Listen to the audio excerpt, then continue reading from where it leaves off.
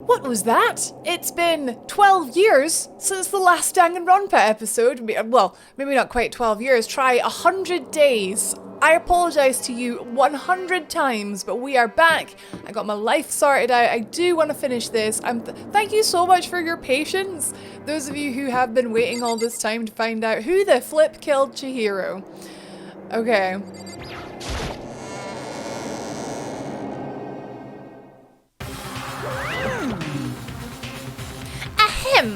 So, is everyone ready to... What? Am I blind or are we missing someone? Yo. Yeah, Toko's not here. And Toko is... You really don't remember? Come on. Kidding, I'm just kidding. How could I forget that little nut job? She's a crucial part of the class trial this time. What are you gonna do? Okie dokie, I'll go ahead and drag her out here kicking and screaming. Just one moment, please. And just like he said, a few minutes later, he reappeared, dragging Toko behind him. I told him I didn't want to, but he forced me. I can't believe you would drag a girl around. Terrible! You're terrible! Phew! So now everyone's here, right? Okay then, hustle onto the elevator and let's get this show on the road. I'll see you guys down there. Let's go. So, shall we get going? It's time to find out who killed Chihiro. Chihiro Fujisaki. She was so gentle, so calm and meek. Nobody had any problems with her. Someone made the choice to kill a girl like that. And that murderer is one of us. Someone standing right here. Can we just skip and go in the elevator? There we go. We have no choice, right? We have to do this. It's true. Yes. I gave a small nod in reply. With one last deep breath, I walked towards the elevator on shaky legs. With each step forward, I could feel my heart starting to race faster and faster. As soon as everyone was on, the elevator began to descend. I couldn't get a handle on my emotions, couldn't stop speculating. The steel box sank with heavy clunking sounds deeper and deeper into the ground. And as we went deeper, the uneasiness in my heart grew bigger and bigger. The elevator was unaffected, however, and continued to descend without hesitation. Until finally, it came to a sudden stop. What do you think? I redecorated. Isn't it so fresh? Isn't it so exciting? Don't waste our time with stupid questions. Let's get this over with. Good. You're rip for air indigo. Gotta say, I don't hate it. Not at all. Well, Okay then, let's get this show on the road. thrills, chills, kills! Everyone please find your assigned seats. And so, the curtain opened once again. A deadly judgment, a deadly deception, a deadly betrayal, a deadly riddle, a deadly defense, a deadly faith, a deadly class trial. Yes, we will save. We always save. Do the save thing. Do the save thing. Okay, so, skills. I don't think we got any skills. I haven't really been spending a lot of time with people.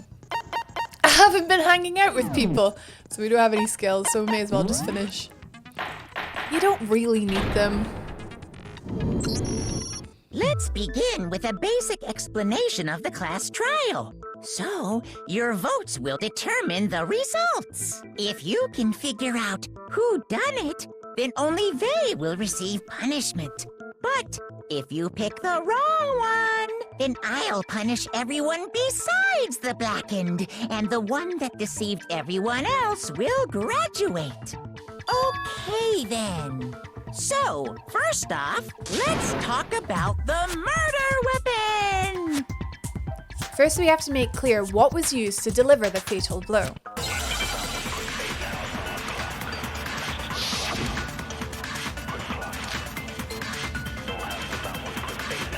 Could it have been the dumbbell? Chihiro's fatal injury. It appears it was a head wound. According to the Monokuma file, the killer used a blunt instrument. But what kind of blunt instrument? One of these. Oh, no. Oh, what? You think you have some proof that contradicts what I said? Oh, I forgot. It's a contradiction. Right. Chihiro's Right, skip. According to the Monokuma file, what kind of blunt instrument could it? I bet it was an iron pipe. Well, it wasn't an iron pipe, so that could be it. That certainly would make for a powerful weapon. Poor Chihiro. Okay, right. I get it. I remember. It's been a while. It's been 100 days, literally. According to the Monokuma file, what kind of blunt? I bet it was an iron pipe. It wasn't an iron pipe. That's wrong.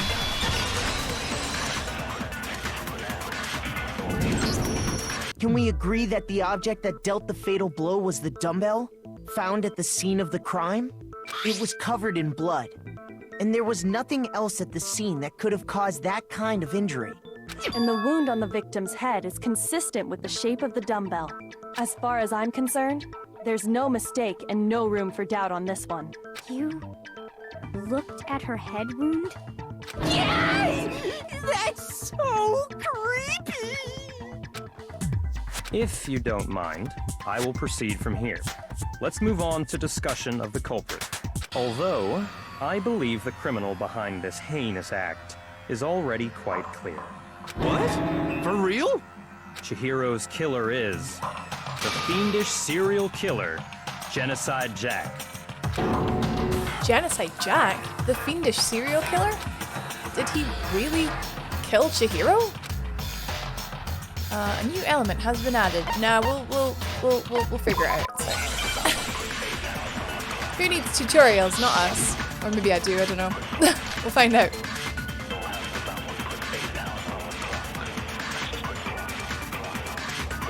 The culprit is Genocide Jack. Oh, it's these I'm things. sure. Case closed, as far as I'm concerned. But that's impossible. Why? What makes it impossible? Well, I mean, come on. There's just no proof for it. There is proof. No, it's wrong.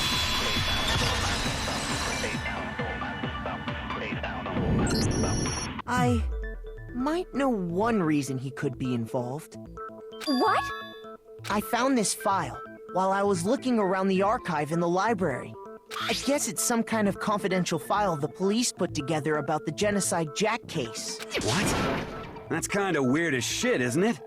What was something like that doing in the library?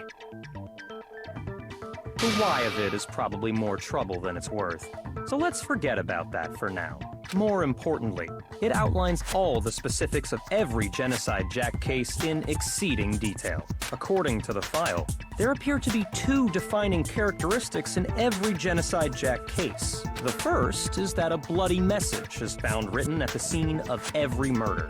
Oh, that's right. Boob lust. Boob lust. No.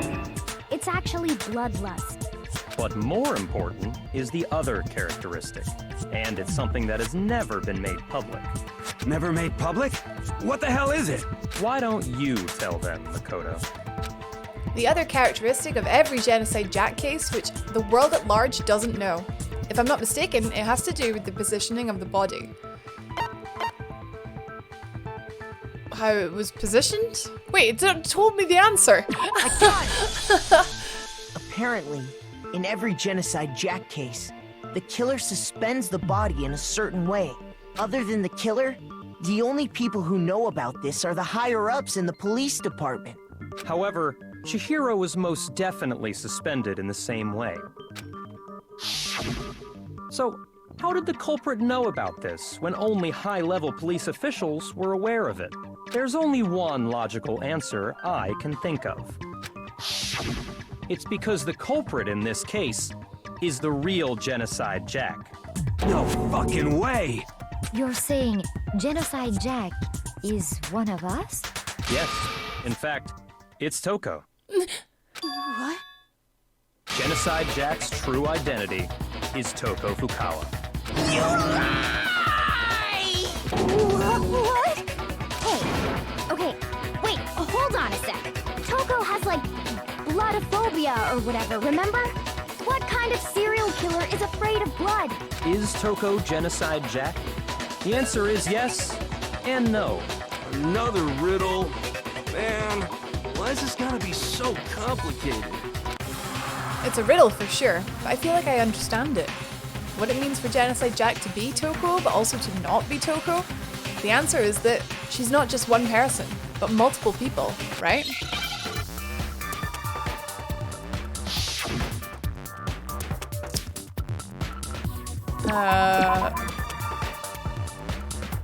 Oh, schizo.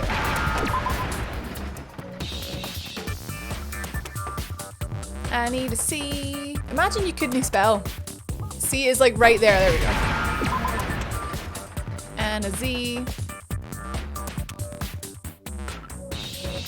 Give me a Z, please, Rachel.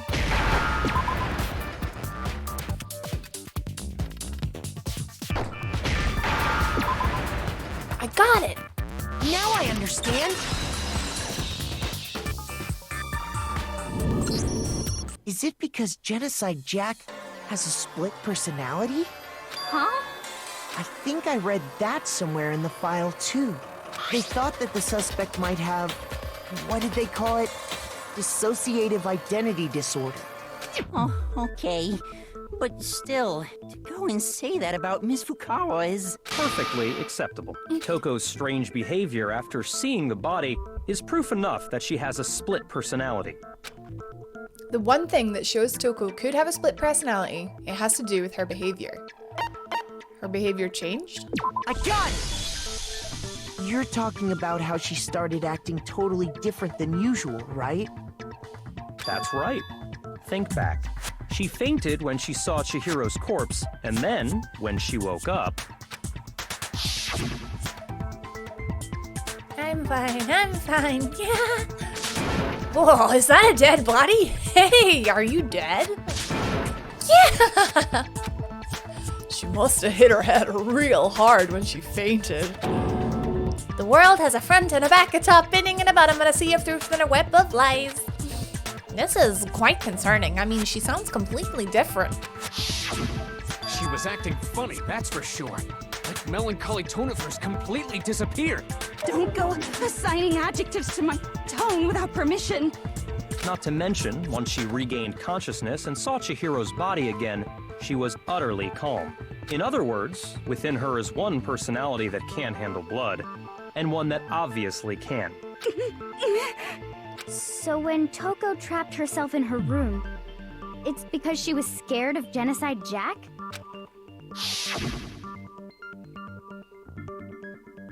I won't let Genocide Jack have control. I'll drive out the killer, to drive out the murderous fiend. The reason she locked herself in her room wasn't to keep other people from getting in. It was to keep her other personality from getting out. What? Toko was afraid. Afraid of the murderous fiend inside of her. Of killing even more people. How? Yeah. How can you know all this? I do believe you misunderstood her. What she's trying to say isn't, how can you know all this? No. What she wants to know is, how could you tell them? Huh? Last night, just before Monokuma gave his motive speech, Toko and I had a strange conversation. She told me a most interesting story. She said a murderous fiend lived within her, and she was afraid it could appear and attack at any time. And that trepidation is what's caused her to have such a bleak attitude. Isn't that right, Toko? This is all a lie. Right, Toko? You said you wouldn't tell anyone. What?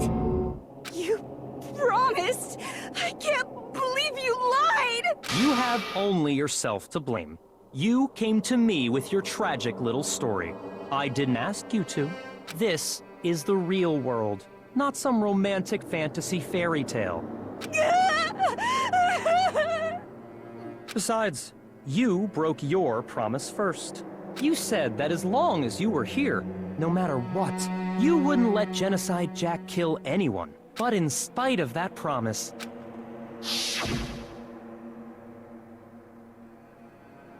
I'm sorry. I couldn't keep our promise. But don't worry, never again. I won't let Genocide Jack have control ever again. You said if I kept my promise, you would go out with me. That's the only reason I promised. How many times do I have to tell you? I never said that, but you weren't able to do it. You just couldn't resist that rush you got from killing, could you? I tried. I swear I tried to control it, But your efforts were useless. What a disappointment. I hate you. Well, the opening act is nearly finished. All that's left is to hear from the person in question directly. The person you don't mean. Toko's Toko's body suddenly lunged backwards. A huge thud echoed across the courtroom, but in the next second...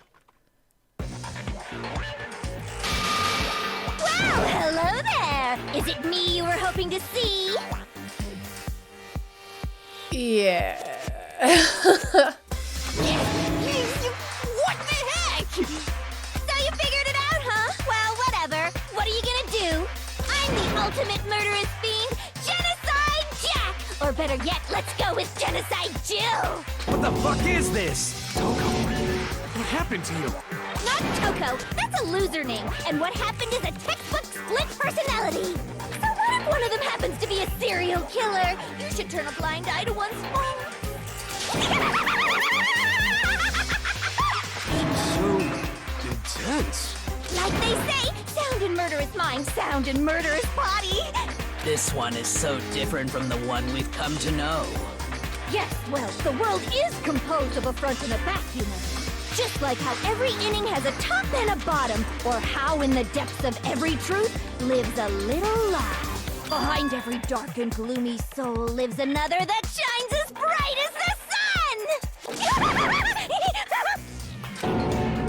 This is the murderous fiend, Genocide Jack? This is beyond insane. Miss Jack, Jill, can I ask you a question? What's up? Some of us think you might be the mastermind behind our entire situation.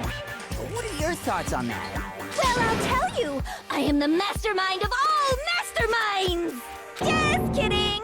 Then it's not true? Of course it's not true! How dare you try to link me to that creepazoid?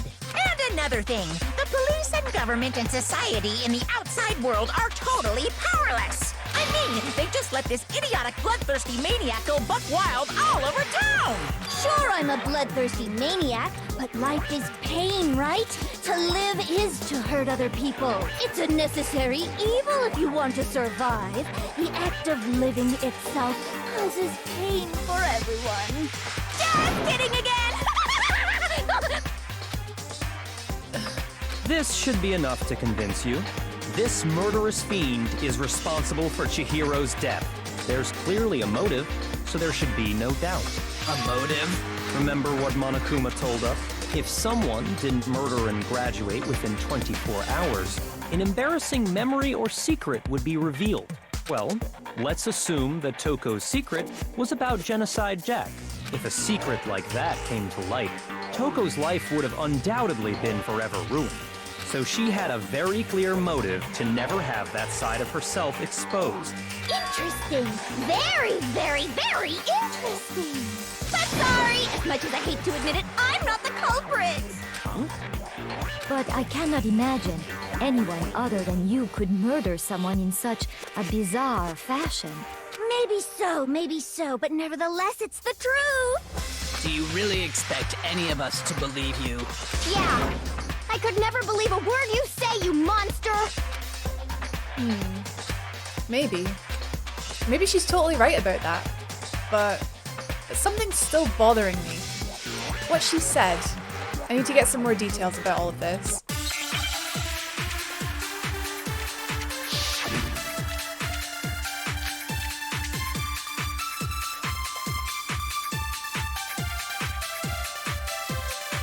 Sorry, but I didn't kill anyone!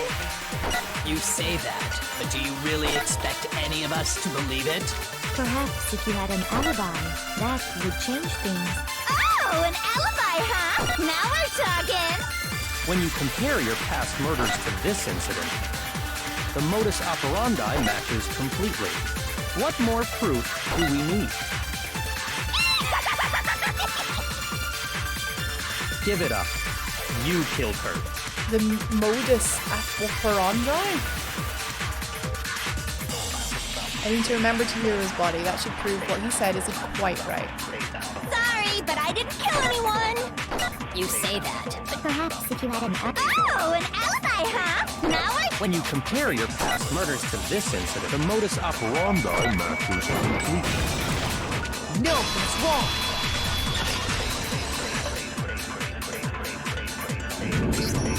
Are the methods of murder really exactly the same? I'm not so sure about that. Oh, of course, the scissors. I think there's a slight difference between the Genocide Jack cases and this one. Huh? How's it any different? Uh-oh, you don't know? Well then, human garbage, let me tell you! I murder with passion and conviction. I consider myself a professional, and I have a very particular way of doing things. Imagine you go to a fancy Italian restaurant. They're very picky about the noodles, the sauce, everything. But what happened to Chihiro? It'd be like if that same Italian restaurant started using ragu or Chef Boyardee. This is no creation of mine. Let me rephrase that in a way that maybe makes more sense. There are two clear differences between the Genocide Jack cases and this one. There's one clear difference between the murders.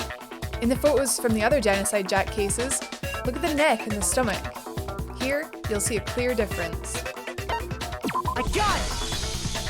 For one, the cause of death is different. In the Genocide Jack murders, all the victims were killed the same way.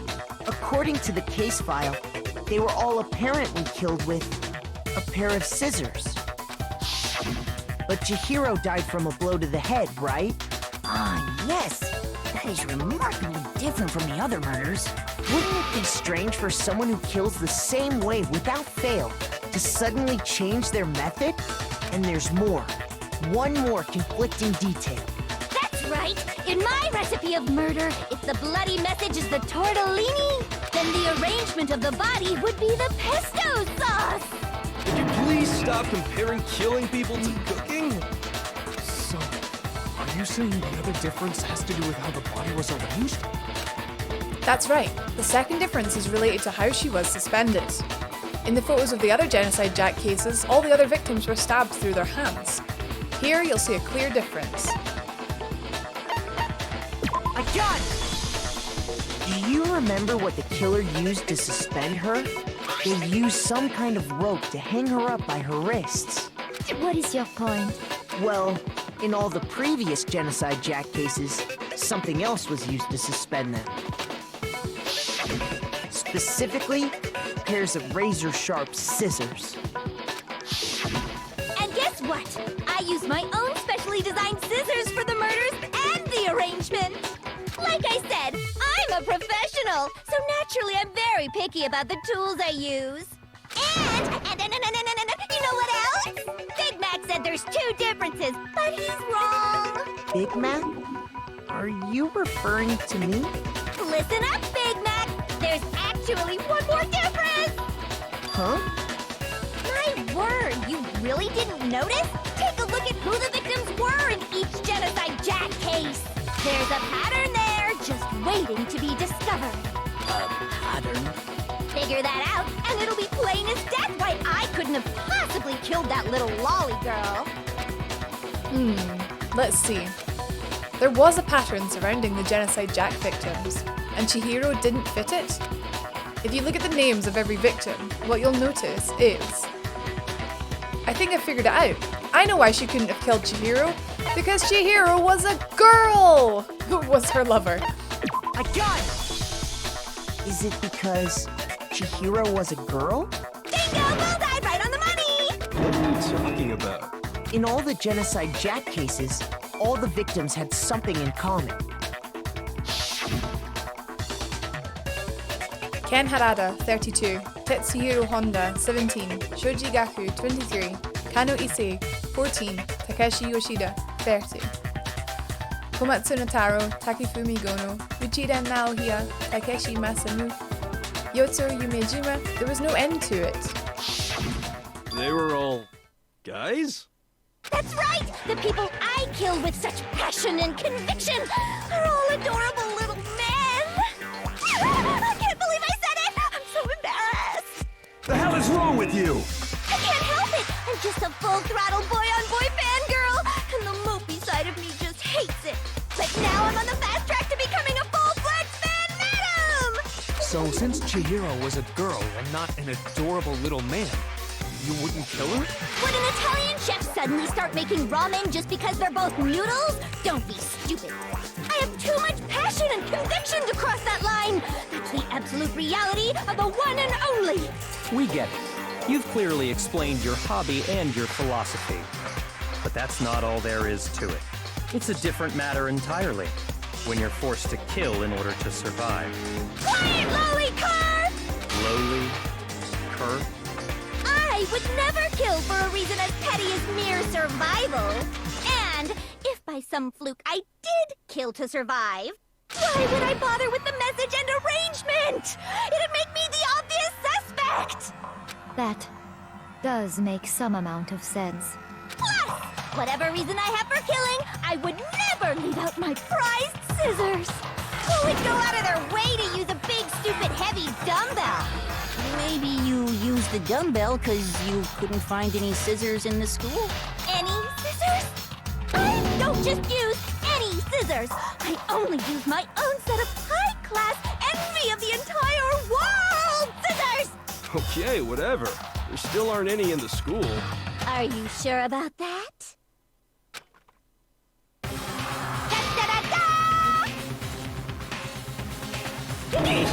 She's fully equipped! That's right! So I can go anywhere, anytime! Why would I resort to dumbbells or rope when I have my trusty scissors by my side? Go ahead, tell me I'm wrong! You can't, can you, gutter dogs, all of you! Not to mention, I have no clue how to tie a good knot! So rope's totally out of the question anyway! I have no idea what's going on anymore! Could such a heinous villain really be innocent? But the body really was suspended, right? And nobody but the police knew about that. Yeah! That's why we figured it had to be the real deal, and not some copycat killer or whatever. Actually, hold on. There is one person. One person who could have copied the Genocide Jack cases. Who could that have been? It was you. Where's he gone? There he is. Here's my answer. Byakuya, it's possible you could have found out, isn't it? You'd have no problem gaining access to classified government documents or internal police records. Plus, you've already looked through the Genocide Jack file before this all happened, hadn't you? Are you saying Mr. Togami did it? Then the reason he pushed the theory of Genocide Jack being the killer so hard was because he wanted to pin the crime on her. So, he rearranged the scene to disguise it and make it look like I put my stamp on it! The adorable glasses man was behind it all! Oh, I'm on fire!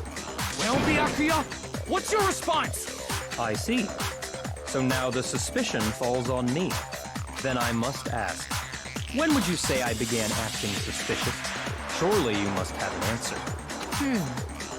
Looking back and thinking about it now, the way you were acting right before we discovered the body was a little strange. And the locker rooms. They're suspicious. Very suspicious indeed. Wouldn't you agree? Huh? Suspicious? It seems nobody searched the locker rooms. Let's start with the girls' locker room. You wanted to go to the girls' locker room right away, right? But since you're a guy... I should have naturally thought of the boys' locker room first. Is that what you want to say? The victim was Chihiro, a girl. Hence why I said we should check the girls' locker room. Nothing strange about that, I'd say. On the contrary, There's something very strange. Okay then, what's so strange about it? Go ahead, share with the rest of the class. There was a clear contradiction in what Byakuya just said. I need to make it clear to everyone. A new element. Nah, we're good. Right. Where was the contradiction? What's my bullet?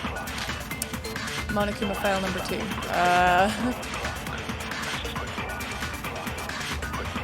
So, you said Byakuya was acting kind of weird before we found the body.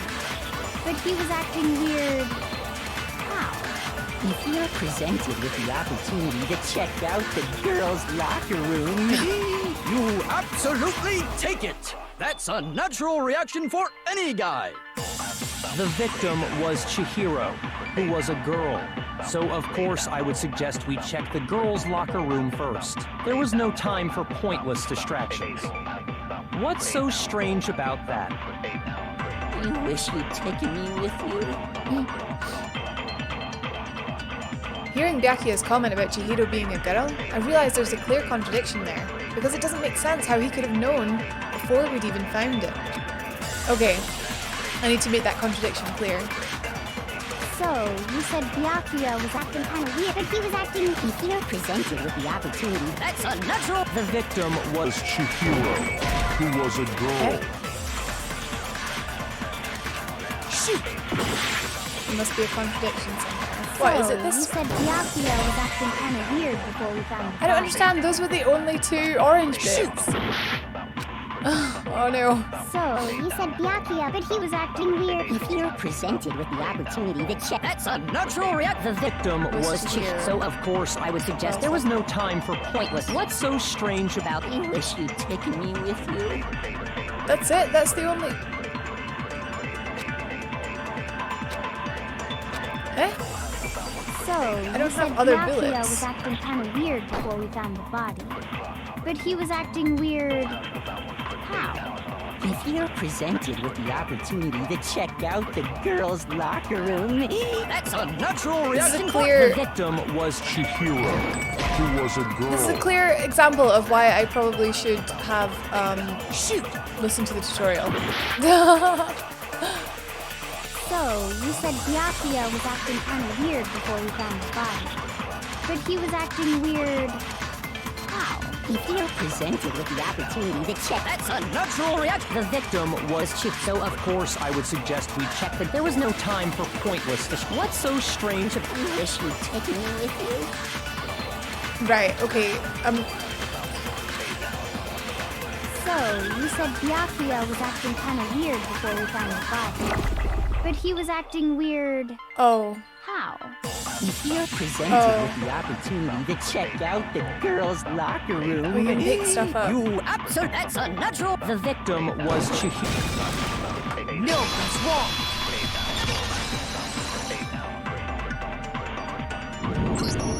I'll tell you what's so strange about that. Because up until we actually discovered the body, we couldn't have known who the victim was.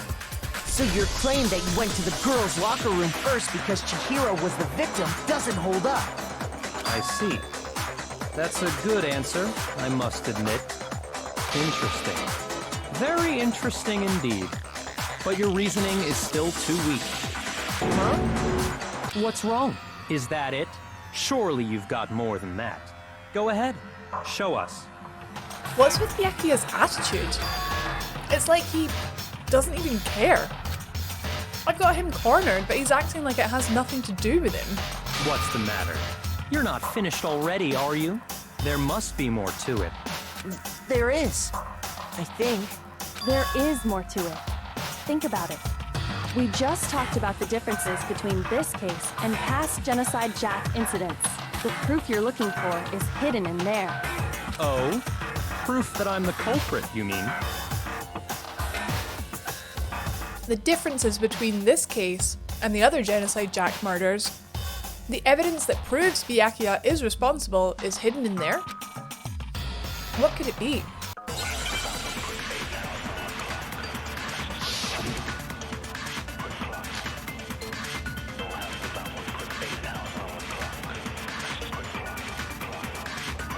What? The difference between the cases? You want me to explain it again? When I want to kill, I use my very own special scissors. And I use those same scissors to arrange the body. But Chihiro was suspended with... It was some kind of rope. Was it not? That's right! It absolutely was!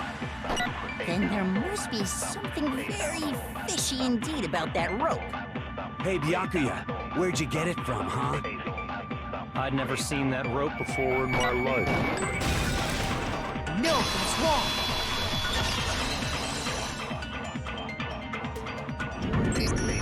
Actually, I'm pretty sure you have seen it before.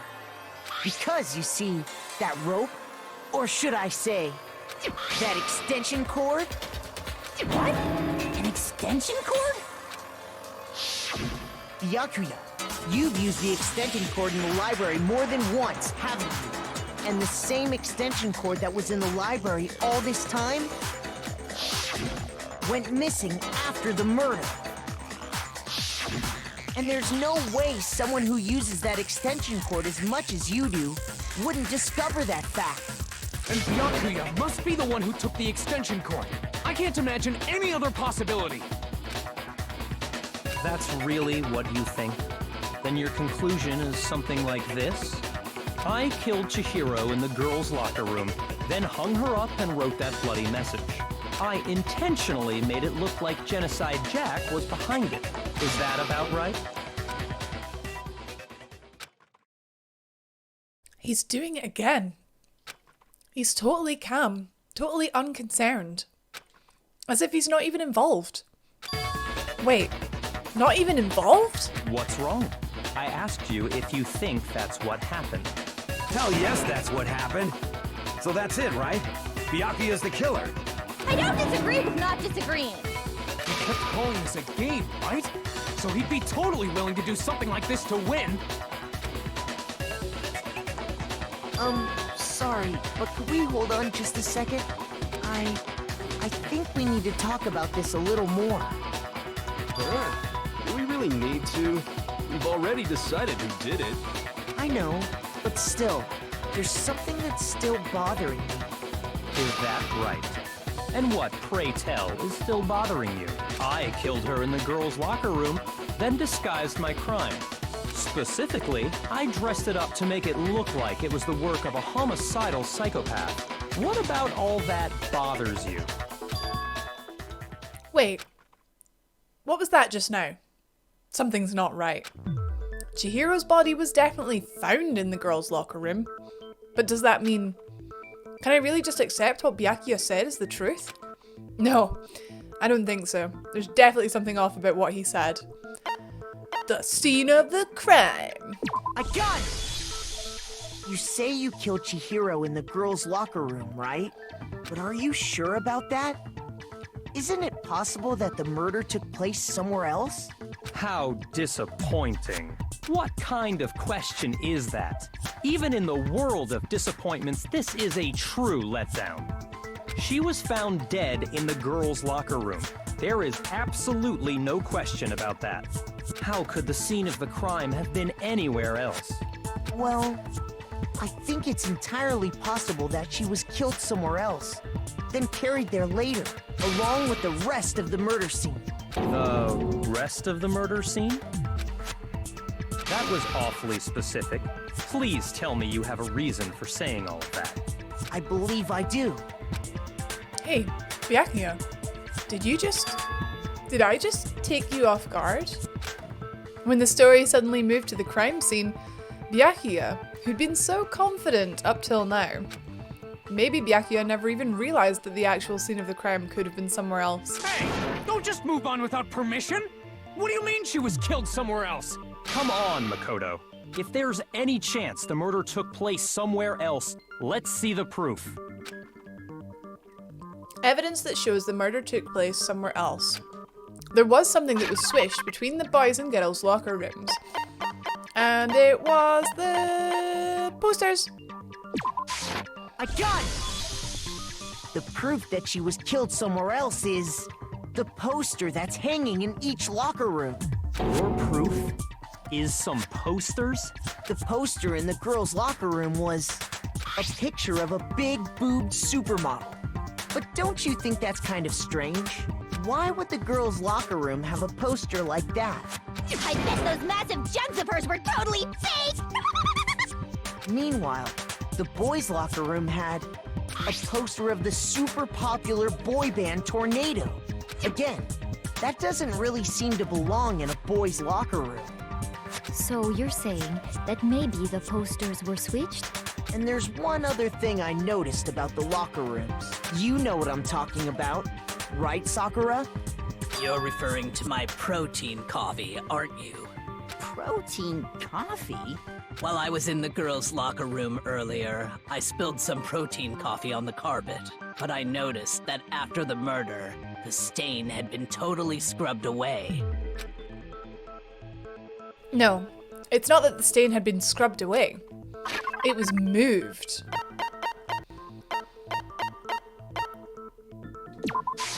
I got it! The stain on the girls' locker room carpet wasn't scrubbed away. In fact, I found it on the boys' locker room carpet. That's definitely the stain from my protein coffee. Then, does that mean that the carpets were switched too? But why would anyone do that? To move the murder scene from one locker room to the other. It's certainly plausible, don't you think? What? In other words, in order to completely swap the scene of the crime, the blood-stained poster and carpet were moved along with the dead body. By doing this, the killer was able to change the entire room where the murder took place. I can certainly follow your reasoning, but why would the culprit bother doing that? Huh?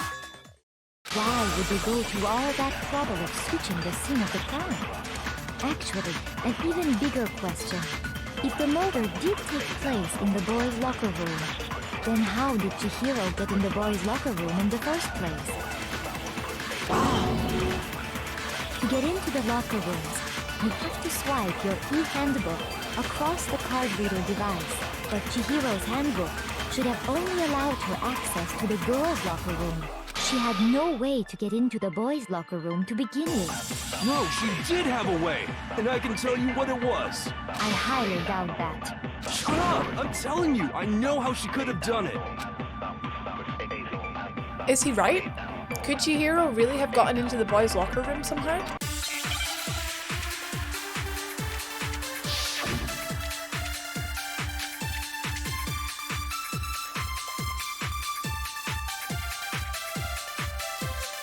Is it really possible? Could Chihiro really have gotten into the boys' locker room somehow? Ah! I got it! She must have hacked her e-handbook! She was the ultimate programmer, after all. I'm sure that would have been no problem for her. No, I don't think that's it. She used the thing that was in the main hall. Huh? What thing? I'm talking about Leon's handbook. No, that's wrong!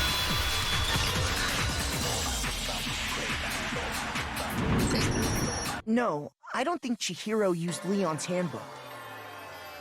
Why not? Because Leon's handbook was broken. Oh. Well then, yeah, I guess that'd be pretty impossible, huh? I am struck silent by how quickly you gave up. Plus, isn't there a regulation against using someone else's handbook? Actually, the rule states that loaning your handbook is prohibited. It says nothing about borrowing one. In other words, you could borrow a dead person's handbook all you want, and you'd be safe. Yup, yup, yup! Hit the nail square on the noggin! Of course, if it were broken, that wouldn't make any sense anyway. So then, she must have hacked hers, like I said. She... Psst! You can't fix an e-handbook! The instant you open one up, a security buzzer starts blaring! So, if she didn't use Leon's handbook, and she didn't modify her own handbook... Maybe Mr. Naegi's initial assumption is just... wrong? It seems like there's no way she could have got into the boys' locker room. So I guess so. Okay then, I vote for Byakuya! Is that it then? Chihiro was killed in the girls' locker room and Byakuya's the one that did it? Really?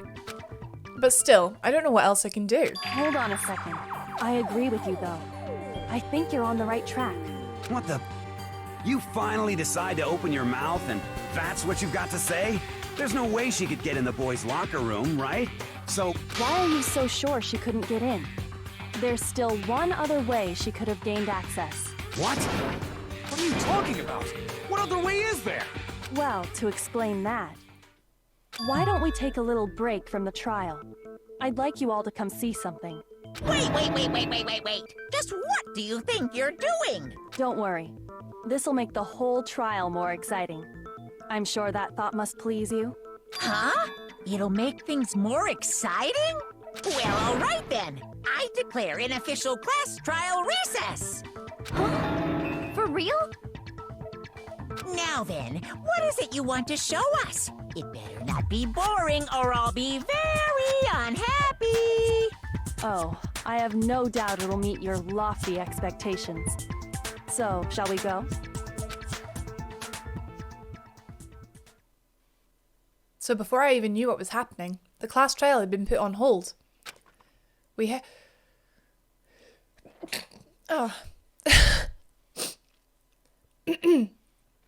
We headed off with Kyuko in the lead, and where she took us was...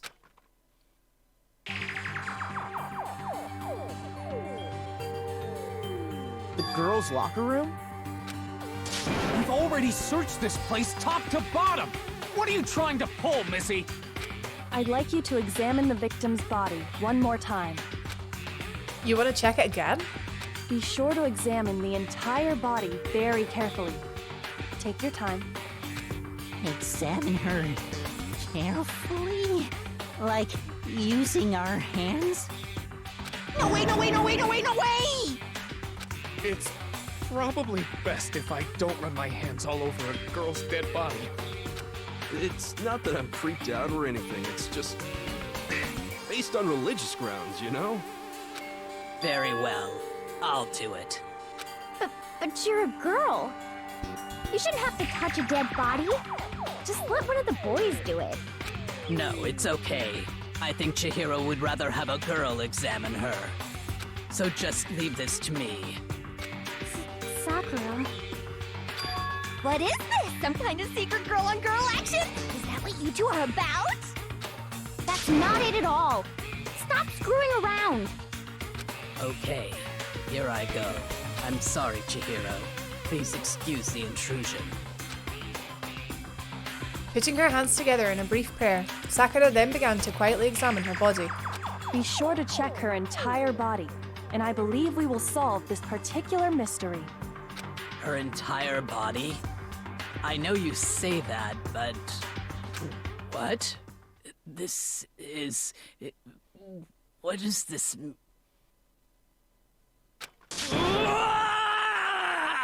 What is it? Not possible. It's not possible. Sakura's eyes were staring wildly at Chihiro's lifeless form. Her massive frame trembled. This girl is what? Is a boy!